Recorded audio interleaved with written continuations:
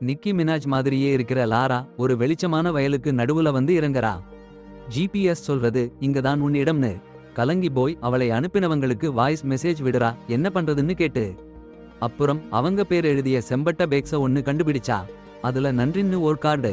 Laura கலங்கி போய் காரை நோக்கி போறப்போ சடாரென்னு சுருண்டு விழுந்து மயங்கி போயிடுறா. கொஞ்ச நேரத்துல ஒரு கார் வந்து அவளை இழுத்து போறாங்க. யோ, என்ன பாடுபட்டிருப்பாங்க. ஒரு சாப்பாட்டு விருந்துல ரெலி 2 திருடன்களும் வேட்டர்களா வேஷம் போட்டு நுழைஞ்சாங்க. அந்த பெரிய மாளிகையை சல்லி சல்லியா பார்த்தா ஒரு அதிசயம். உள்ளேயோ வெளியேயோ கேமரா இல்ல. அந்த பாதுகாப்பு இல்லாதது கொஞ்சம் அடிப்படமா இருந்தாலும் சாதாரணமா கிடைக்கிற செல்வத்தை விட்டுட முடியுமா? ரெலி பார்ட்டி முடிய காத்திருந்து அவங்க கடைசியா போற நேரத்துல சாவி எடுத்துட்டு ஒரு சத்தமும் இல்லாம மாளிகைக்குள்ள நுழைஞ்சாங்க. இரவு மறைஞ்சிச்சு. அடுத்த காலை வீட்டு உரிமையாளர் பியர்ஸ் போயிட்டாரான்னு உறுதியாக்கின உடனே அவங்க திருட்டு வேலைய ஆரம்பிச்சாங்க. ராசியா நிறைய நகை காசு கொள்ளையடிச்சாங்க. இன்னும் சில நாள் சுகபோகமா இருந்துட்டு அப்புறம் போகலாம்னு பிளான் போட்டாங்க. சோஃபாவுல சுகமா படுத்திருந்தா ரைலி டேட்டிங் ஆப்ல ஒரு கோடீஸ்வரனை கண்டுபிடிச்சா. அவனை பார்க்க போறேன்னு சந்தோஷமா இருந்தா.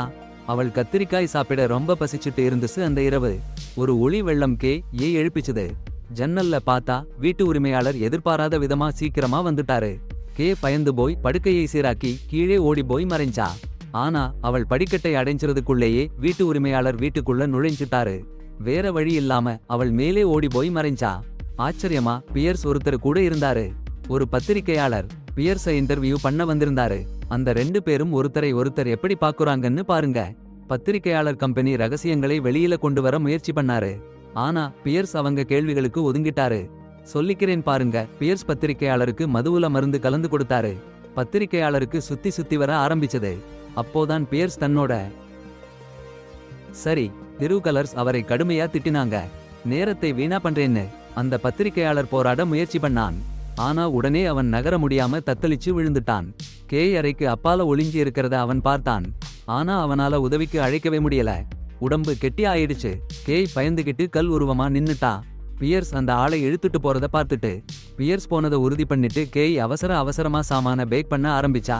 அவசரத்துல ஒரு வைன் கிளாஸ் கீழே விழுந்துடுச்சு. ஆனா சீக்கிரமா சாமான எல்லாம் எடுத்துட்டு ஓடிட்டா. ஆனா அந்த கலவரத்துல திருடப்பட்ட நகைகளில் ஒன்னு தரையில விழுந்துடுச்சு. பியர்ஸ் திரும்பி வந்தாங்க. வைன் கிளாஸ் விழுந்ததை பார்த்து உடனே வேற யாராவது வீட்ல இருந்தாங்கன்னு புரிஞ்சு போச்சு. அங்க சர்ச் பண்ணாங்க. சோஃபா பின்னாடி நெக்லஸ் கிடைச்சது. அப்பதான் அங்கேயே இருக்காங்கன்னு புரிஞ்சுச்சு. போன் எடுத்து வீட்டை லாக் டவுன் பண்ணிட்டாங்க. போலீஸ்க்கு போன் பண்ணா. ஆனா கால் கனெக்ட் ஆகல. சிக்னல் கட் ஆயிடுச்சு. பியர்ஸோட சத்தம் கேட்டது.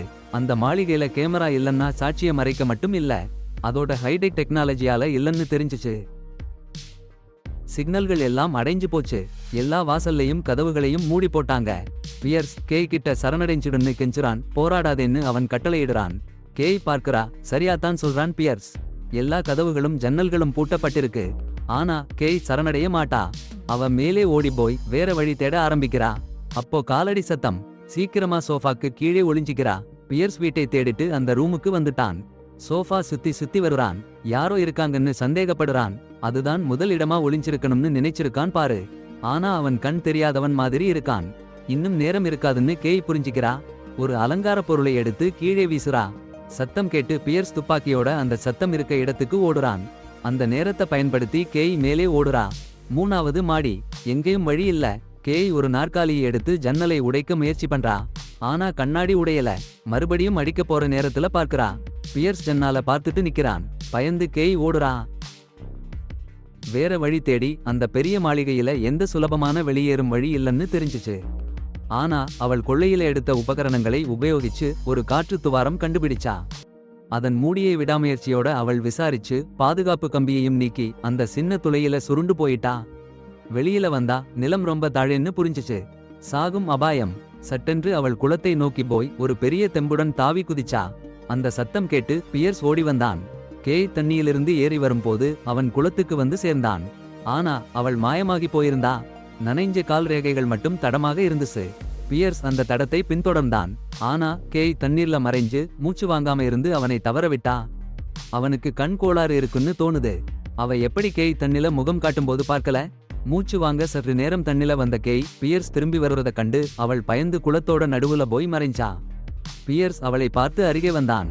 அவள் எதுவும் பார்க்கலன்னு கெஞ்சி விட்டு போக சொல்லி வாய்தான் திறந்தா. சந்தேகத்தோட பியர்ஸ் அவள் சொல்றதையே நம்பல. அவளால அவனை ஏமாத்த முடியாதுன்னு கடுமையா சொல்றாரு. கை பயந்து பயந்து அவன் கூட்டாளிகள் போலீஸுக்கு சொல்லிடுவாங்கன்னு எச்சரிக்கிறா. ஆனா பியர்ஸ் அசையல. அவங்க தன்னாலேயே பாதுகாப்பா இருக்க மாட்டாங்கன்னு நம்பிக்கையா இருக்காரு. உடனே துப்பாக்கியை ஏந்தி நிக்கிறாரு. அந்த நேரம்ல அவரு போன் ரிங் ஆகுது. சந்தேகம் வந்து போன் பார்க்கிறாரு. போலீஸ் வீட்டுக்கு வந்துட்டாங்கன்னு தெரிய வருது. கை முன்னாடியே போன் பண்ணினது சரியாயிடுச்சு. ஆனா பியர்ஸ் ஒரு பொறுமையா இல்லாம ஒரு பட்டனை அழுத்தி வீட்டுல இருக்கிற சுவர் தட்டுல ஒன்னு நகர வைக்கிறாரு. கை குளத்துக்குள்ள கிடக்குறா. பிறகு போலீஸ் ஆபீசர் பிரவுன் வாசல்ல வருகிறாரு. எல்லாம் சரியா இருக்கிற மாதிரி நடிக்கிறாரு பியர்ஸ். அபாயம் இருக்குன்னு போலீஸ் சொல்றாங்க. பியர்ஸ் எல்லாம் சரியா இருக்குன்னு மறுக்கிறாரு. ஆனா போலீஸ் வீட்டை சோதனை பண்ணணும்னு அடம்பிடிக்கிறாங்க. பியர்ஸ் ஒரு ட்ரிங்க் கொடுக்கிறாரு. ஆனா அந்த போலீஸ் சூப்பரா இருக்காரு. வைன் சிந்திடுச்சுன்னு சாதாரணமா சொல்றாரு. ஆனா அந்த இடம் போலீஸுக்கு சந்தேகத்தை ஏத்தி வைக்குது. சூழ்நிலை கெட்ட மாதிரி இருக்குன்னு போலீஸுக்கு தெரிய வருது. பியர்ஸ் சீக்கிரமா வீட்டுல இருக்கிற சிக்னல் பிளாக் பண்ணுற சமாச்சாரத்தை ஆஃப் பண்ணிட்டாரு அந்த ஆபீசர். சந்தேகம் போச்சுன்னு நினைச்சு லிஃப்ட் பக்கம் போறாரு. என் ஆபீஸ் தான் அதுக்கு போகுது. ரொம்ப ரகசியமான தகவல்கள் அங்க இருக்கு. பியர்ஸ் அவங்களை தடுக்க முயற்சி பண்றாரு. ஆனா அவங்க கட்டாயமா பார்க்கணும்னு பிடிவாதம் பிடிக்கிறாங்க. அந்த நேரத்துல பியர்ஸ் போன் ரிங் ஆகுது. சூப்பர்வைசர் கால். முன்னாடியே அலர்ட் பண்ணினதுக்கு ரிப்ளை பண்றாரு. காலுக்கு போய் நிக்குறாரு. போலீஸ்காரங்களை தாமதப்படுத்த சரியான சந்தர்ப்பம். இன்னொரு பக்கம் கே நீச்சல் குளத்துக்கு கீழே கிடக்குறா. அந்த ஸ்டீல் பிளேட் கண்ட்ரோல் பண்ற ஒரு கருவி தெரியுது. அதை உடைக்க பாடுபடுறா. சிறிது நேரத்துல ஸ்டீல் பிளேட்ல ஒரு ஓட்டை பண்றா. பாடுபட்டு வெளியே வந்துடுறா. என்ட்ரன்ஸ் பக்கம் வருறா. பியர்ஸ் சொல்றத நம்பாம போலீஸ் போறாங்க. அவங்க நின்னு போறதுல கேட் சாத்திடுச்சு. கே உள்ளே வந்துட்டா. இந்த போலீஸ்காரங்க குருடா செவிடா இருந்தாங்கன்னு தோணுச்சு. அந்த பெண் கத்திட்டா என்னன்னா சோகமா இருந்தாச்சு. உயிர் பிழைக்கணும்னு ஆசைதான் அவளை ஓட வைக்குது. சுரங்க பாதாள கார் பார்க்கிங் ஓடுறா. வேற வழி தேடி. அங்கே போனதும் கார் அலாரம் அழுதுச்சு. பியர்ஸ் கண்ணுல பட்டாச்சு. சீக்கிரமா ஒரு காரோட கீழே மறைஞ்சா. அவன் போனதும் சத்தமா எலிவேட்டர் பக்கம் போறா. பயந்து பயந்து எந்த பட்டனையும் அழுத்திட்டா. லிஃப்ட் திறந்ததும் அதிர்ச்சி. முன்னாடியே பத்திரிகையாளர் கட்டப்பட்டிருக்கான். உதவி செஞ்சு கேட்கறான். அட பாவமே. பியர்ஸ் டெரிபிள் கே. சீக்கிரமா அவன் கட்டிலோட பின்னாடி மறைஞ்சா. பியர்ஸ் லிஃப்ட்ல வந்தான். பார்க்கல. போயிட்டான். சின்ன நேரம் பாதுகாப்பு. லிஃப்ட்ல ஒரு சீக்ரெட் பட்டன் கிடைச்சிச்சு. அழுத்தினா டபுள் ஸ்பீட்ல கீழே போச்சு லிஃப்ட். ஒரு பெரிய பாதாள அறை. லிஃப்ட் கதவு சாத்திடுச்சு. திறக்க முடியல. சரி, உள்ளே போகணும். ஒரு பெரிய அறை. பேய் மாதிரி எந்திரங்கள். லாப் ரூமா? இல்லை, செக்ஸ் டஞ்சன் மாதிரி. அருகிலேயே ஒரு சடலம். அப்புறமா பக்கத்து அறைகள்ல டெரிபிள் சீன்ஸ்.